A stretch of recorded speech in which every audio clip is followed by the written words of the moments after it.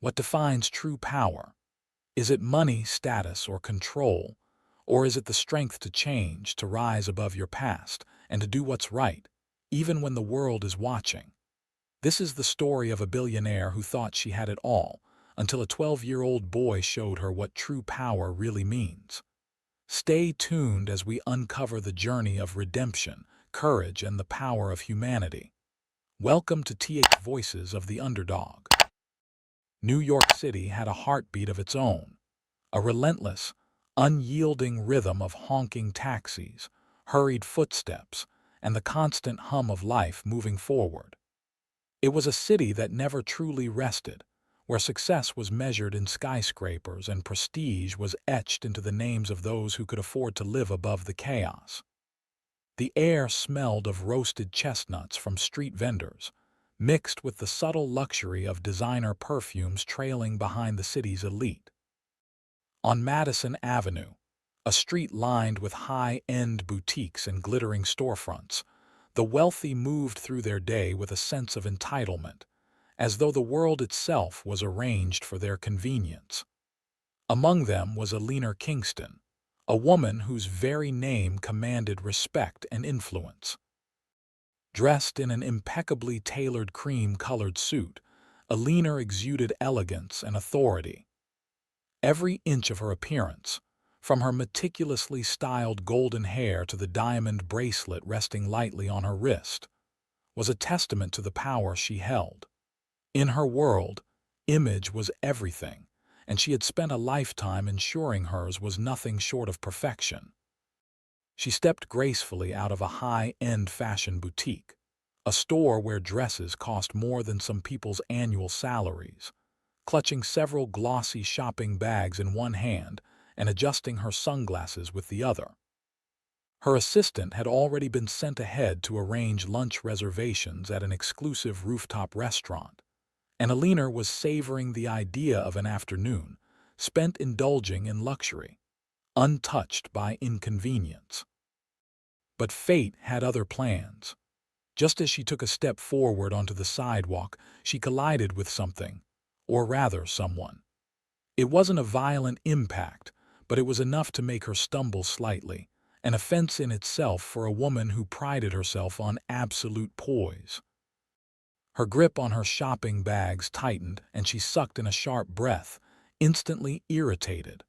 Her sharp blue eyes flickered downward, scanning the source of the disruption. A boy. He looked about 12 years old, his small frame wrapped in a faded hoodie, the fabric frayed at the edges from too many washes. His jeans, too short for his growing legs, exposed his ankles, and his sneakers, once white, were now gray and scuffed. A worn-out satchel hung from his shoulder, it seems barely holding together. He looked out of place on this street in this world, surrounded by people who would never acknowledge his existence. The moment he saw Alina's expression, sharp, cold, and disapproving, his face paled. His dark brown eyes widened, his body tensed as if expecting the worst. For a second, neither of them spoke. Then Alina's gaze snapped downward to her suit. She dusted off the pristine fabric, inspecting it as though expecting to find an irreparable stain. There was nothing, of course, but in her mind the damage had already been done. "You," her voice was sharp, cutting through the air like the honking cabs around them. "Do you have any idea what you've just done?" The boy flinched, his shoulders hunching inward. His fingers gripped the strap of his satchel tightly, his knuckles turning white. I'm sorry," he stammered, his voice barely above a whisper. "I didn't mean." "Of course you didn't mean to," Alina snapped, her frustration mounting. "People like you never mean to, do you? Yet you always seem to be in the way." The sting of her words made Jaden Miller's chest tighten. He had only been walking home. Jaden had spent the morning sketching in a park nearby, his mind lost in the movements of his pencil, imagining the world he wished he lived in, one where opportunities weren't dictated by zip codes, and where talent mattered more than wealth. He had wandered into this part of town without realizing it, drawn by the towering glass buildings, the window displays of things he could never afford, and the fantasy of what life might be like on the other side of the city's economic divide. And now he had made a mistake that had placed him in the path of someone who would never see him as anything more than an inconvenience. I, I said I was sorry, he repeated, his voice barely audible now. Alina scoffed, adjusting the diamond bracelet on her wrist as though merely speaking to him had tainted her. "Do you even know how much this suit costs?" she demanded. "It's worth more than your entire life, I imagine." The words cut deep. Jaden had heard people say things like that before. Rich people. People who looked at him and saw nothing but a reminder of a world they wanted to ignore. People who would rather pretend he didn't exist than acknowledge the stark contrast between their lives and his. But hearing it so bluntly, so callously, made his stomach churn. He wanted to say something back, wanted to tell her that he wasn't some nobody, wanted to tell her that he had dreams, that he was smart, that one day he would be somewhere she couldn't ignore him. But he knew better. He knew that people like her didn't listen. So, instead, he did what he had always done. He lowered his gaze, mumbled another apology, and turned to leave. Alina watched him retreat, still seething from the encounter, though she couldn't quite explain why. Perhaps it was because he hadn't fought back. Perhaps it was because for a brief moment when she had looked into his wide, fearful eyes, she had felt something unfamiliar, something she wasn't sure she liked. But she quickly shoved the thought away. With a final glance at her untouched suit, she let out an exasperated breath and strode toward her waiting car. As Jaden disappeared into the crowd, he felt a familiar ache in his chest. It was the same feeling he got whenever teachers overlooked him, whenever store owners watched him suspiciously, whenever he saw people like Alina pretending his world didn't exist. No matter how hard he tried to be invisible, people like Alina Kingston would always find a way to remind him of his place in the world. Neither of them knew it then, but this brief, harsh exchange was only the beginning. Their worlds, so vastly different, had just collided for the first time, and fate wasn't done with them yet. Alina Kingston gripped the steering wheel of her red Ferrari 488 Spider, her perfectly manicured fingers tightening as frustration simmered beneath her poised exterior. The encounter with that street kid had unsettled her more than she was willing to admit. She could still see his wide, nervous eyes, the way he had shrunk under her sharp words. The arrogance of these people, she thought bitterly, always stumbling into places they didn't belong. The car's engine roared beneath her, a mechanical beast eager to be unleashed. She welcomed the rush of power beneath her fingertips as she navigated onto the West Side Highway, the city skyline flashing by in a blur of steel and glass.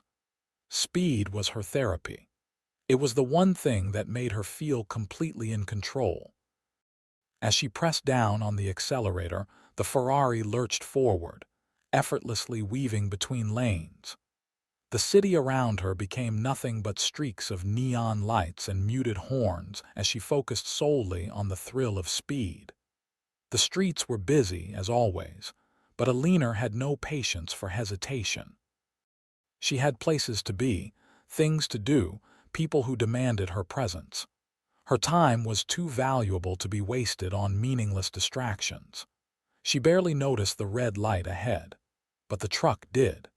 It came from the left, a massive 18-wheeler barreling through the intersection at full speed. By the time Alina registered its presence, it was too late.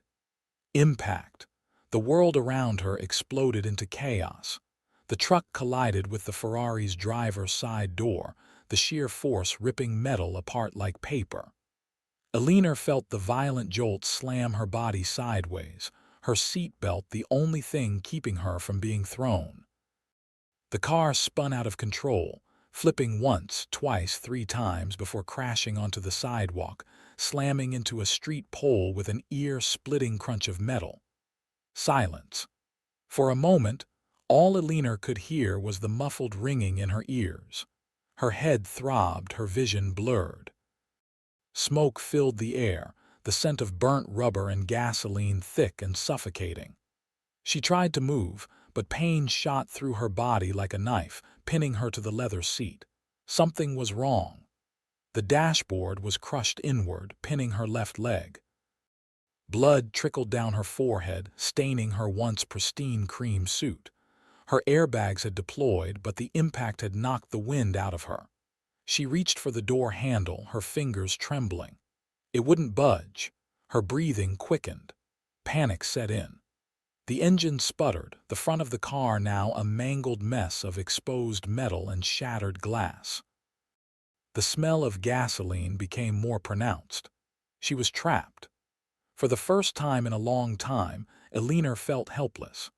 Across the street, Jaden Miller had just finished sketching on the steps of an old convenience store when he heard the unmistakable sound of screeching tires and metal colliding. His head snapped up just in time to see the red Ferrari flipping through the air, the impact so brutal that a nearby fire hydrant had burst, spraying water across the pavement. The car came to a shuddering halt, crumpled against a street pole. Jaden's heart pounded. For a moment, people stood frozen. Bystanders gasped, some backed away, unsure whether to approach. Car crashes happened all the time in New York, but this was different.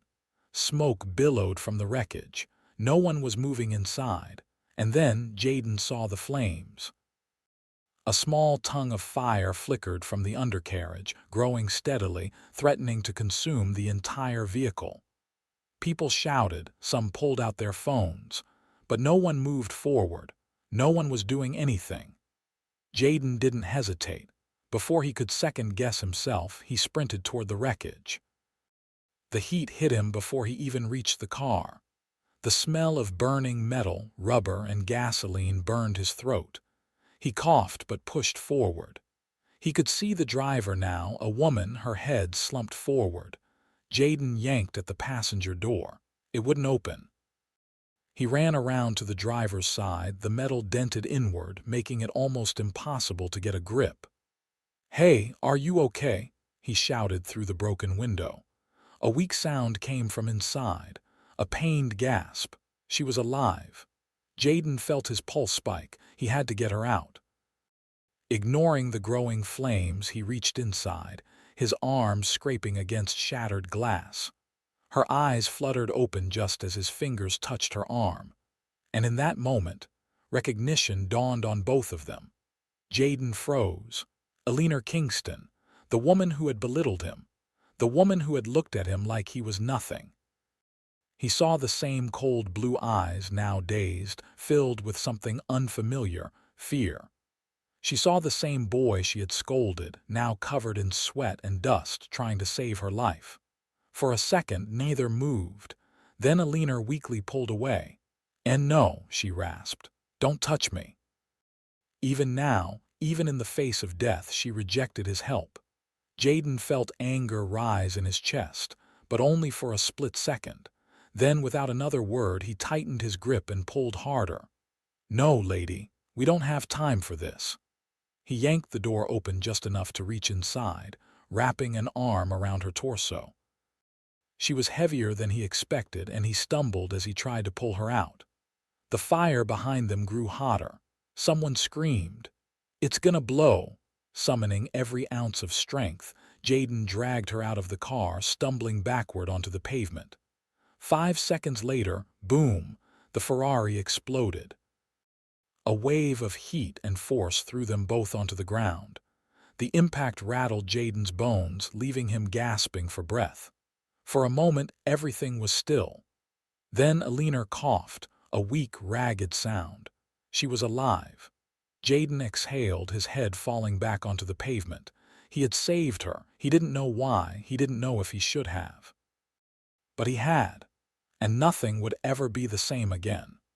Here is a detailed and expanded version of Chapter 3, Public Outrage and Consequences, ensuring it exceeds 1,000 words.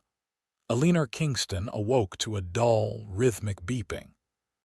It was a foreign sound, mechanical yet distant, like something from a dream.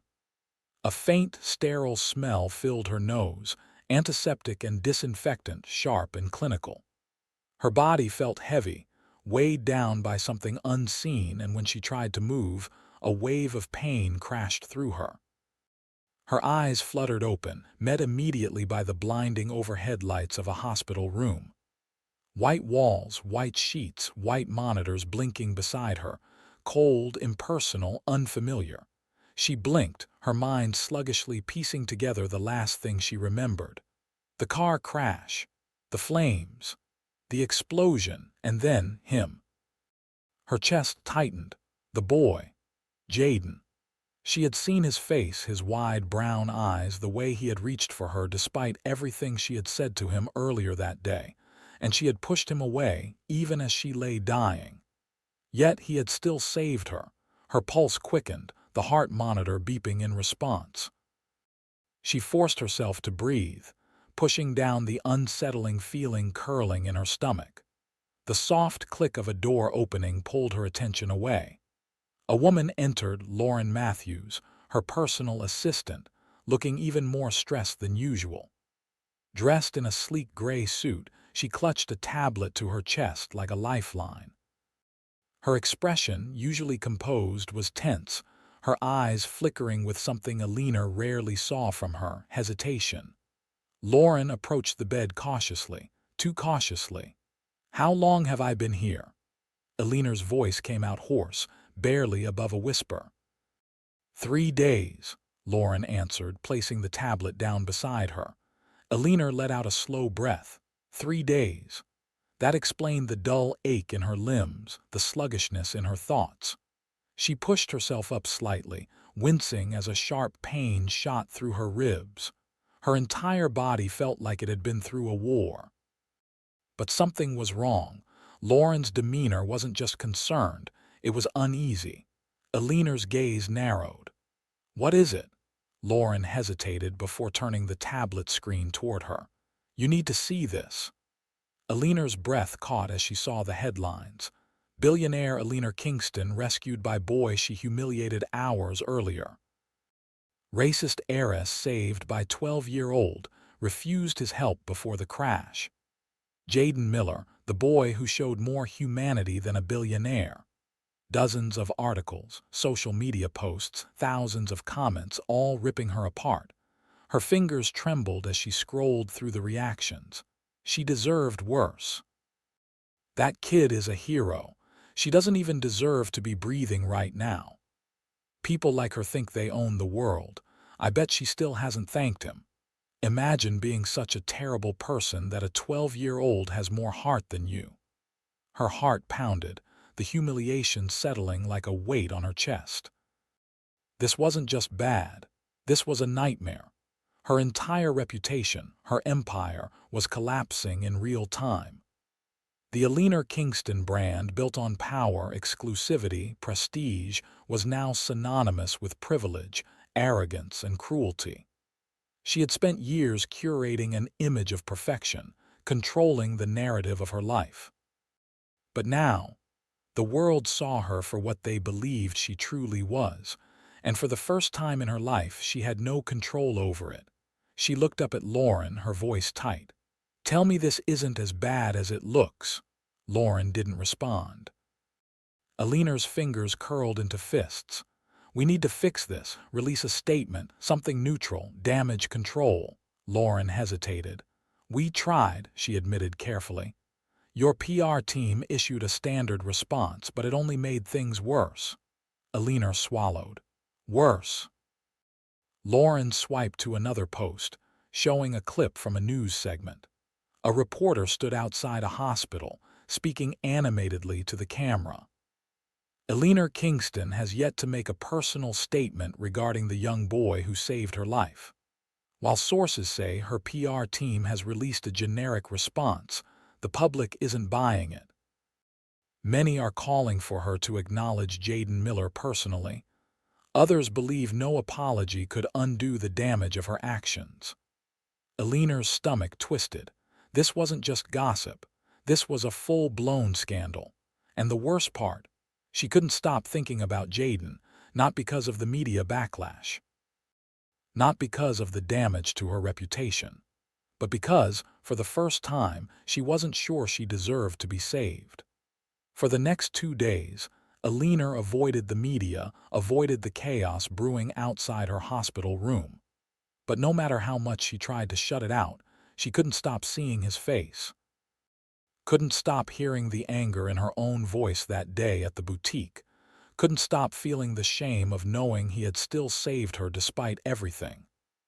On the third night, Alina made a decision. She needed to find Jaden, not for PR, not for damage control. She needed to know why. Why had he saved her? Why, despite her cruelty, her indifference, had he risked his life for someone like her? And maybe, just maybe, she was afraid of the answer. Because deep down, for the first time in her life, Alina Kingston was questioning who she truly was, and she wasn't sure she liked it. Here is a detailed and expanded version of Chapter 4, Facing the Truth, ensuring it exceeds 1,000 words. Alina Kingston had never been to Brooklyn. She had seen it from the panoramic view of her penthouse balcony, a distant sprawl of buildings beyond the glistening Manhattan skyline.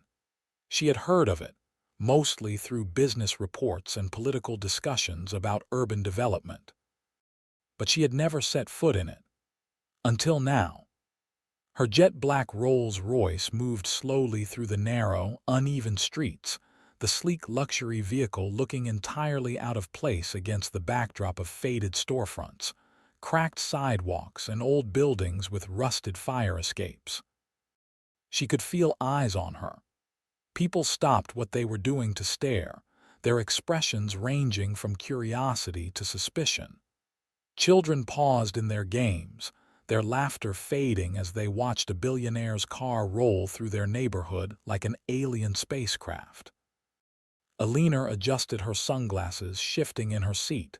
"This is a bad idea," her driver muttered. "We shouldn't be here." "I need to be here," Alina responded firmly. The truth was, she didn't know what she expected to find. For the past week, she had been haunted.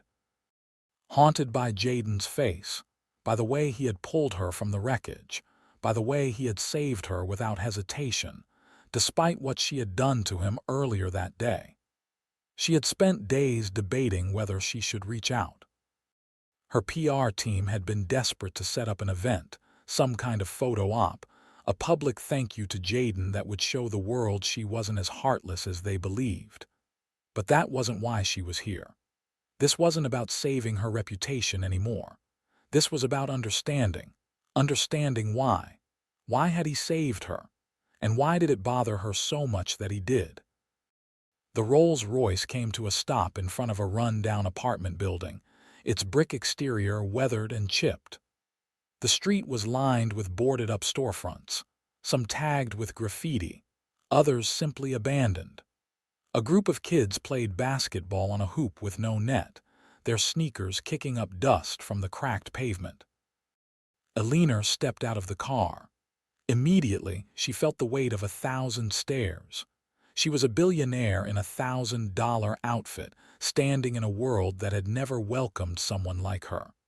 She took a deep breath, straightened her shoulders, and walked toward the apartment door. Inside, the hallway smelled of stale air and old wood, the fluorescent lights flickering above. She climbed 2 flights of stairs, her designer heels clicking against the concrete, before stopping in front of apartment 2B. She hesitated. What was she even going to say? Before she could second-guess herself, she knocked. The door opened a moment later, and there he was, Jaden Miller. He looked exactly the same and yet somehow different. His expression wasn't surprised. It was as if he had expected her to come. "Figures," he muttered, stepping aside. "Come in." Alina blinked, slightly thrown off by his casual tone before stepping inside. The apartment was small but clean. The furniture was worn but well kept, the walls adorned with old photographs and school certificates. A small bookshelf overflowed with sketchbooks, some stacked haphazardly beside a well-used couch. On the dining table, a pile of unpaid bills sat next to a half-eaten sandwich, a silent reminder of how different their lives were. Jaden walked to the couch, picking up a notebook, flipping through its pages as if she weren't even there. Alina cleared her throat. "You knew I'd come," Jaden shrugged. "People like you always do." Her jaw tightened.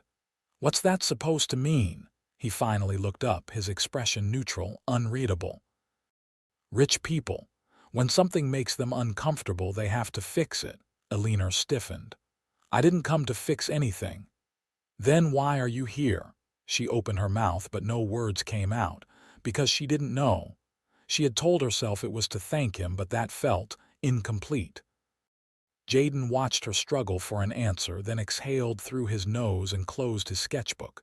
"You don't have to thank me," he said simply. She frowned. "Why not?" "Because helping someone doesn't need a thank you." He leaned back, folding his arms. "You don't owe me." Alina felt a strange relief wash over her until he added, "You owe them."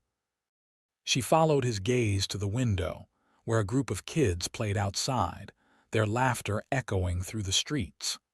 Them. The ones who had no choice but to grow up in places like this. The ones Alina had never noticed before. The ones she had ignored, dismissed, stepped over on her way to her perfectly curated life. The realization hit her like a punch to the chest. She had spent her entire existence believing that wealth was the ultimate power, that money could fix anything, that success was measured in profits and prestige. But this boy with nothing had just shattered that belief. Jaden had nothing, yet he had something Alina never had. Kindness, humanity, compassion, and that truth shook her to her core. For the first time in her life, Alina Kingston felt small. Alina stood up feeling different. She wasn't sure what had just happened, only that she wasn't the same woman who had walked into this apartment. Jaden watched her silently, waiting. She wanted to say something meaningful, something that would prove she understood. But for once, she didn't have the right words. So instead, she did something she had never done before. She nodded, a simple, genuine nod of acknowledgement, of respect. And then, without another word, she turned and left. As she stepped outside, she felt the eyes of the neighborhood on her again. But this time, they didn't feel the same. Because for the first time, Alina Kingston saw them too. And she knew this wasn't over. Something had shifted inside her, and she had no idea where it would lead. Alina Kingston had spent years believing she had everything. She owned an empire, controlled industries, and dictated markets. Her name commanded respect, her wealth gave her power, and her influence extended far beyond New York. And yet, sitting in her lavish penthouse, staring out at the twinkling skyline, she had never felt more hollow. For days, she had replayed Jaden's words in her mind. "You don't owe me. You owe them." It had been so simple, yet so profound. She had spent years accumulating wealth, yet what had she actually given back? She thought of the run-down schools, the teachers struggling without resources, the kids with dreams they might never reach simply because they had been born in the wrong neighborhood. She thought of Jaden, a boy who had saved her life without hesitation, despite everything she had said to him. And for the first time, Alina wanted to do something real. Not for her brand, not for publicity, but because it was right. With a deep breath, she picked up her phone and made the call that would change everything. The press conference was unlike any other Alina had ever held. For years, she had been the one in control, dictating the narrative, ensuring every word spoken about her was calculated and intentional. But today, as she stood at the podium, she wasn't here to control anything. She was here to own the truth. Cameras flashed, reporters murmured, the tension in the air was palpable. Everyone wanted to know, what was Alina Kingston going to say? She took a steady breath and spoke. "Over the past few weeks, I have had to confront some hard truths about myself, about the way I have lived, about the things I have ignored." Silence. She continued, "For years, I have built an empire based on wealth and influence. I have measured my success by the numbers in my bank account, by the power I held over others, by the exclusivity of the world I created for myself." She exhaled. But I was wrong. A ripple of shock ran through the audience. The Billionaire Kingston they knew never admitted to being wrong. This is why today, I am committing $15 million to improve education in underserved communities throughout New York City. Gasps. A frenzy of whispers erupted across the room, but Alina wasn't finished. "However," she said, her voice stronger, "money alone is not enough. For too long, people like me have thrown money at problems while never actually understanding them." She looked directly into the cameras. "I refuse to be another billionaire who treats charity as a tax write-off." Reporters started shouting questions. "Is this just PR? Are you only doing this because of the scandal? Why should anyone believe you actually care?" Alina held her ground. "I'm not doing this for PR," she said firmly.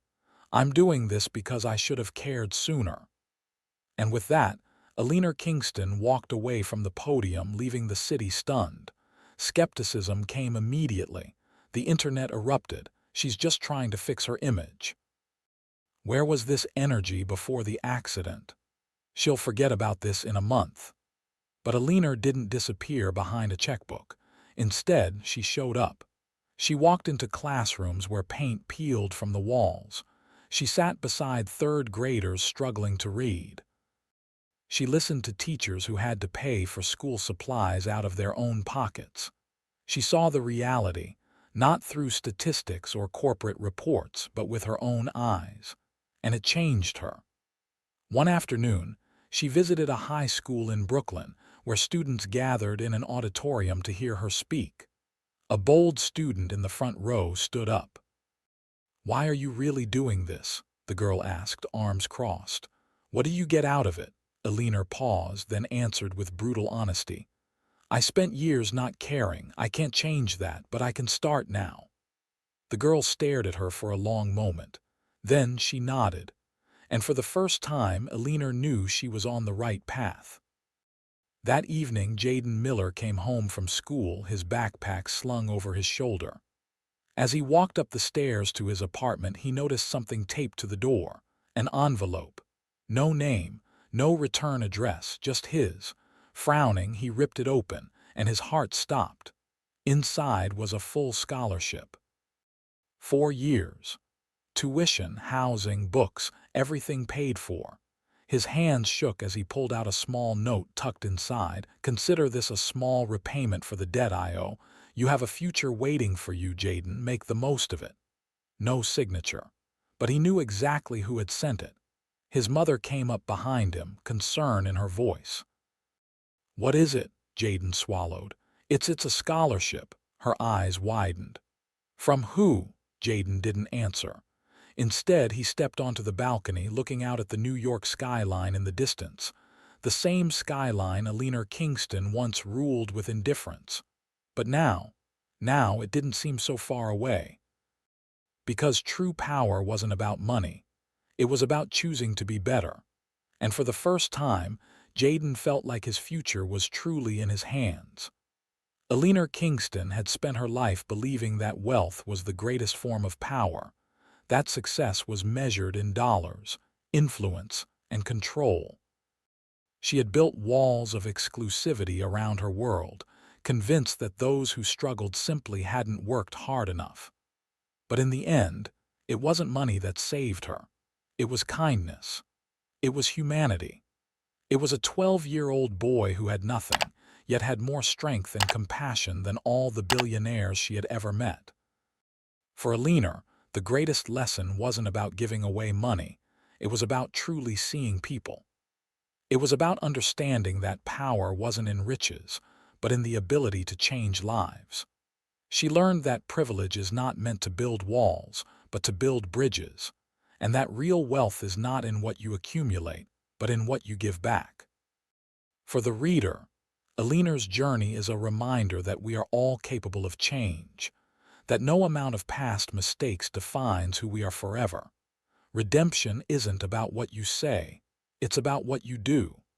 And most of all, it is a lesson that true power isn't about money, it is about choosing to be better.